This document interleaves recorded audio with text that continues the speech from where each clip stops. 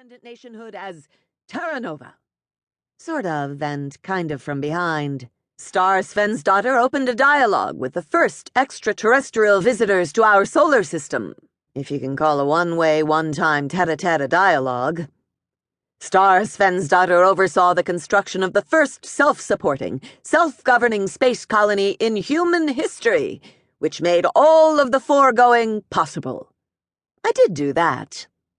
And now Svensdotter is leading a mining expedition to the asteroid belt in search of those elemental materials so desperately needed here at Terra Nova for the completion of construction of Island 2.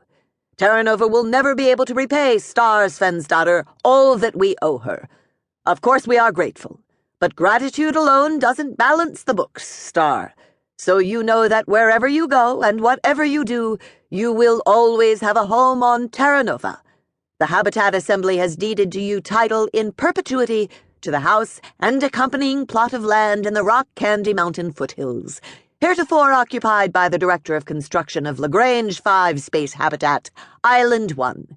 It will be maintained by the Terra Nova Assembly against the happy day of your return, and the heartfelt thanks of every Terra Novan goes with it. I was dumb. Without looking, Crip reached a hand around behind him and smacked my leg hard. I jerked and stammered something into my headset, God knows what. It must have been all right because Panati sounded satisfied. You are very welcome. Now then, to Star and to her crew at the beginning of this momentous voyage, we bid farewell and bon voyage. But it has been said before me, and better said at that. Panati cleared his throat yet again, and his voice deepened. A health to the man on trail this night. May his grub hold out. May his dogs keep their legs. May his matches never miss fire.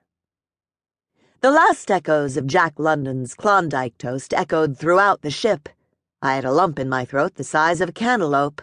Cleared for separation, Hokuwa'o. Terra Nova Traffic Control said in a low voice. And safe journey, Crip. Roger that, Terra Nova, Crip said gruffly. And thanks, Bali. Navigator, you have comm? Aye, Captain, I have comm. Crip fiddled with the controls in front of him for a few seconds. He cleared his throat and swiveled around to look at me. You look like you've been stuffed, woman. Why don't you go on down to your cabin like I said? There's nothing for you to do now but sit back and enjoy the ride. I was determined to match him nonchalance for nonchalance. Was that a tactful way of telling me to get the hell off your bridge? In your dreams, Crip.